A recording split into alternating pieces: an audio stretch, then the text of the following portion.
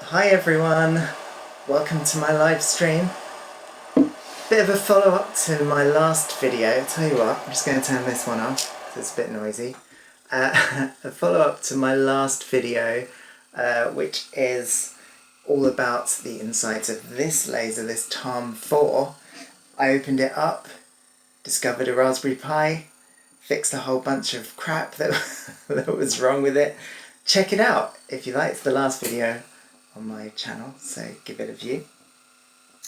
So as part of that whole process, okay, let's just give you a recap. I bought this in 2016.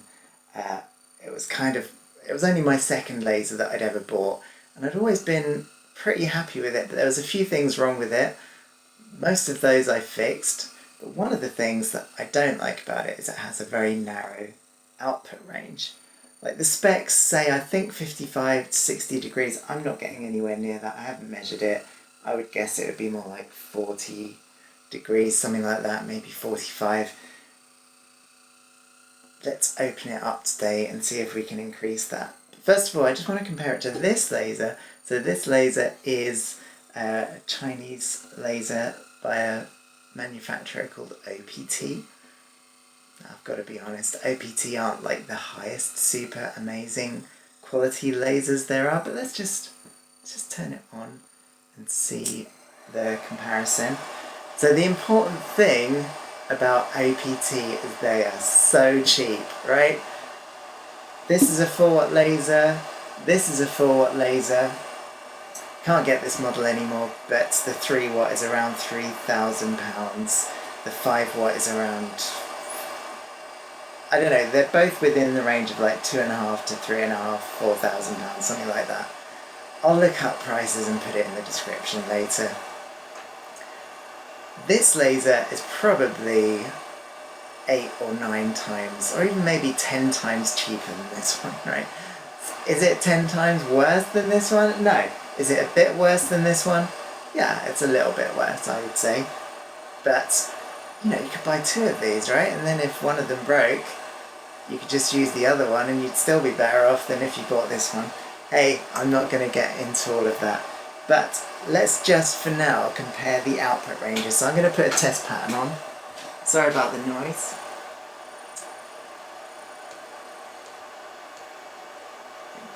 Right, so one of the improvements in this laser compared to this is this has like temperature controlled cooling, so you can hear like the fan hasn't come on this, it hasn't got warm enough, it's really quiet.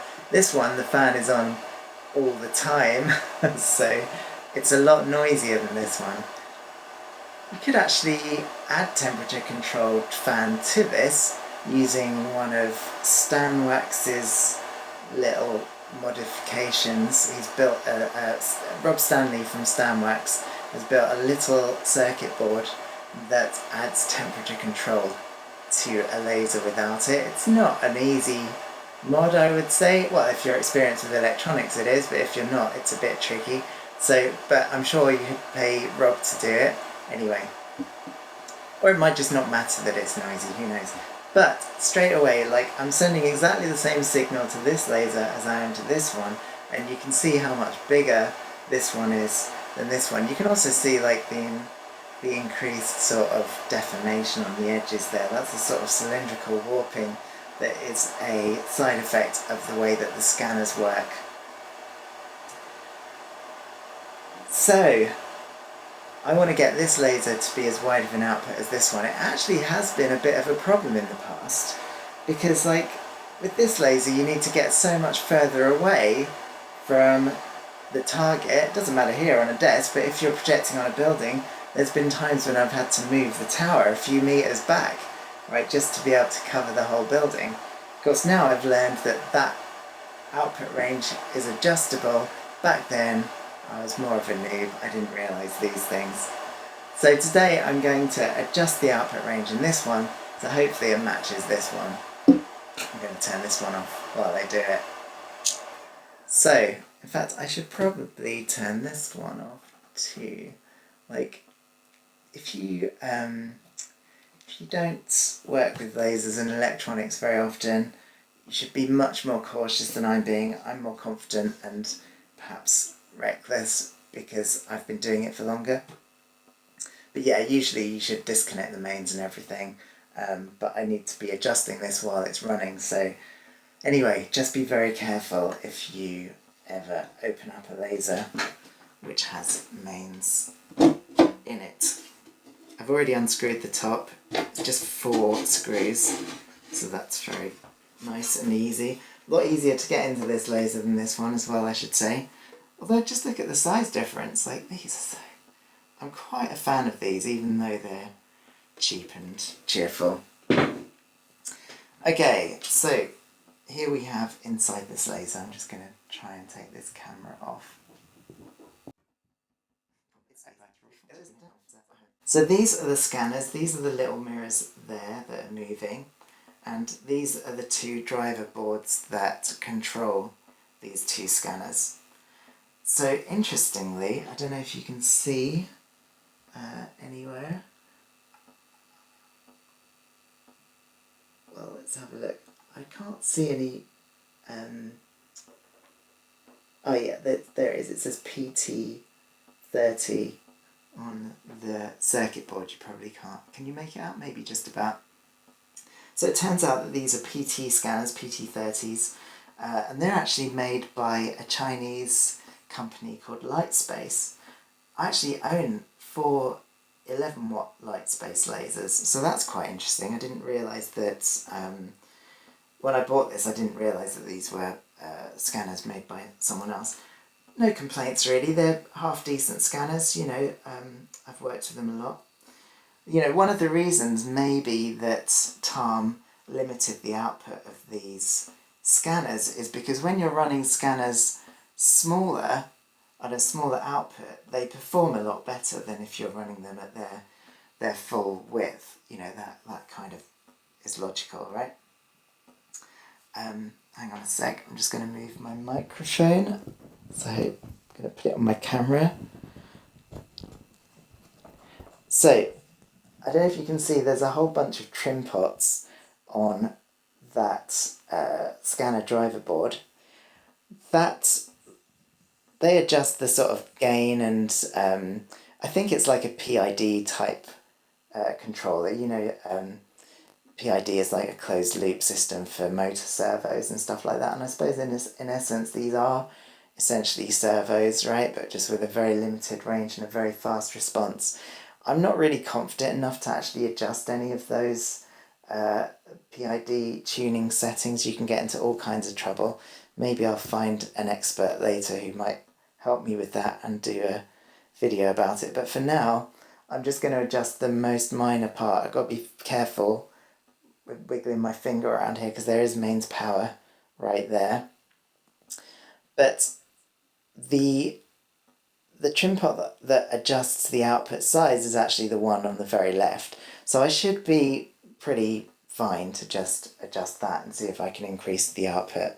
So let's see, maybe I'll put the camera back here. Okay, let's get the laser back on again. I'm going to run it at, I mean it's running at fairly low power. I'm just going to turn the power down because, you know, I don't particularly need a lot of brightness here. What I do need is a tiny, tiny screwdriver. And I also need my glasses. Okay, so wish me luck everyone, I'm going in. Right, so I suppose let's just see what happens. So the danger here is that I could expand the output to be wider than the galvos can go and it might hit their end stops. And that obviously could cause damage to the scanners. But I know these scanners are rated for a 60-degree output, so we should have a bit of headroom. Right, let's just adjust this.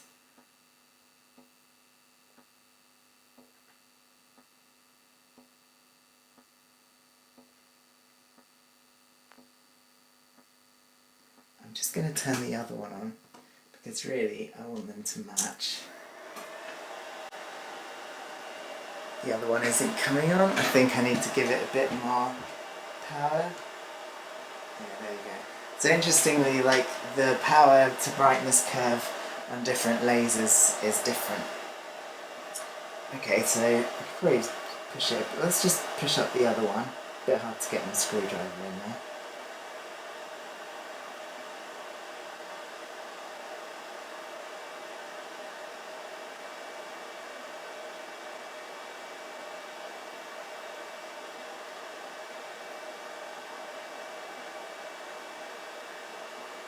Looks kind of similar. Notice now that we're also getting a similar amount of deformation as we are in the OPT, which is to be expected when you stretch the scanners that far. Ah, interestingly, that I'm getting a bit of shadow there. I think that's probably the edge of the output window. So, probably worth bringing that in a little bit so it doesn't hit the edge.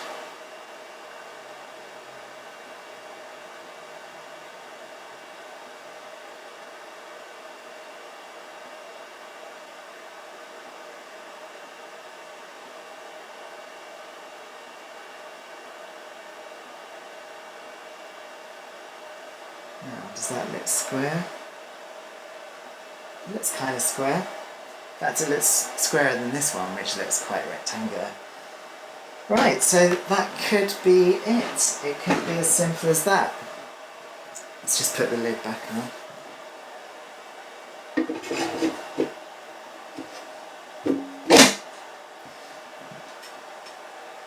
Well, I guess not much more to say about that, really. I noticed there's a few questions in the comments, so perhaps I'll respond to those. And I could also put something maybe a bit more interesting on the output. I'm going to turn this off again because of the noise. Just going to turn the test pattern off. There you go. So we've got a nice particle effect. It's actually running at 20% brightness. Let's just put it all the way up. There you go. So you can see that's at 100% brightness. Turn it back down again. We don't. So let's see what you've all been talking about behind my back. Right.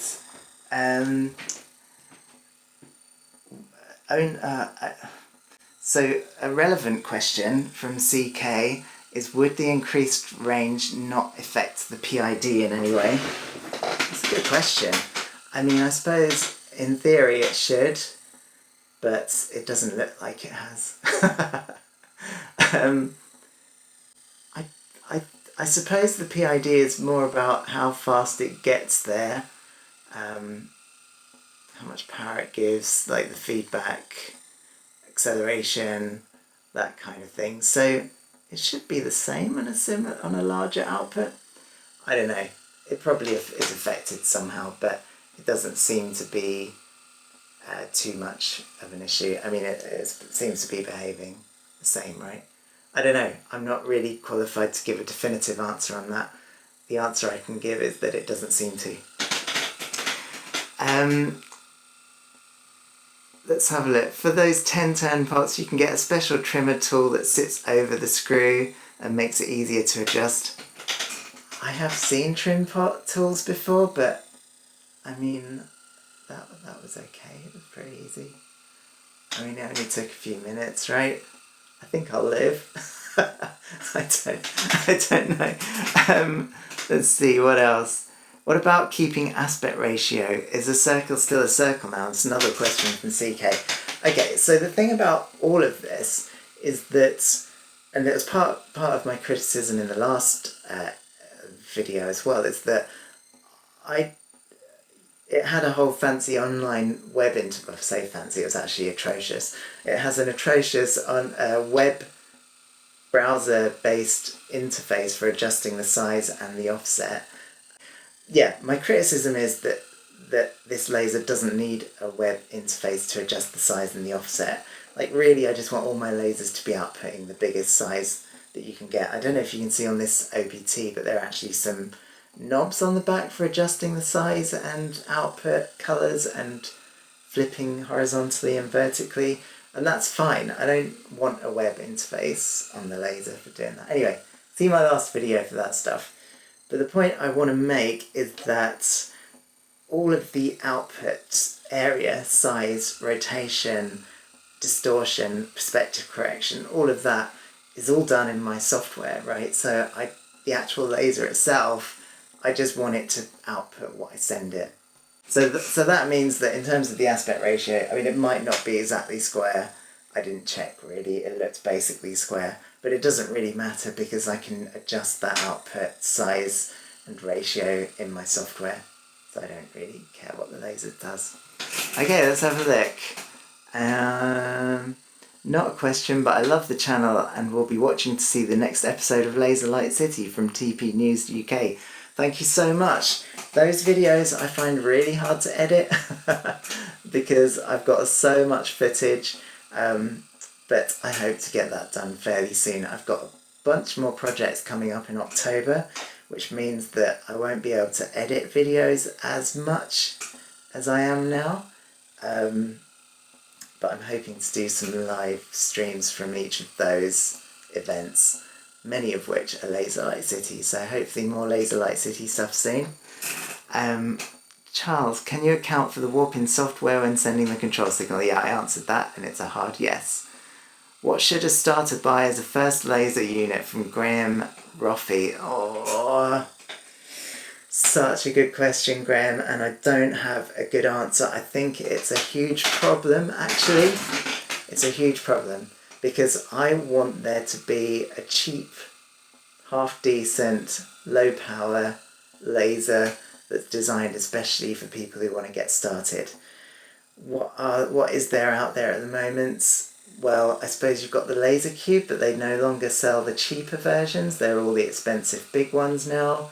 And I suppose also you should think about what you're using it for. Like if you can use it with my code base, then the laser cube works fine. Other than that, you'll need to get a laser controller like I'm using here, the Ether Dream. Can you see it? It's out of shot and the cables don't quite stretch. I've got another one that isn't connected up. So this is an Ether Dream. I love these controllers actually. This is the new one. And these work over a network. So you need one of these to control your laser, unless you get a laser cube because they have controllers built in. So then it's just a question of really how much money do you want to spend.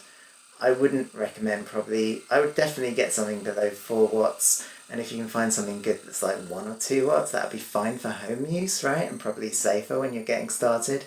If you want to do stuff, I don't know, I'm going to have to do a whole video about this, aren't I? That's basically what it comes down to. I kind of would recommend this OPT, but you have to order them from China. And so there's all the shipping involved, and it's a bit scary just because they don't really have a web shop or anything. You've literally just got to... I do all my Chinese laser purchasing over Facebook. I'm used to it now and I have some trusted contacts, but it's not for the faint-hearted, especially when you're starting. Like recently I bought some massive lasers and I was just sending tens of thousands of pounds just blindly into these Chinese companies and hoping something would come back.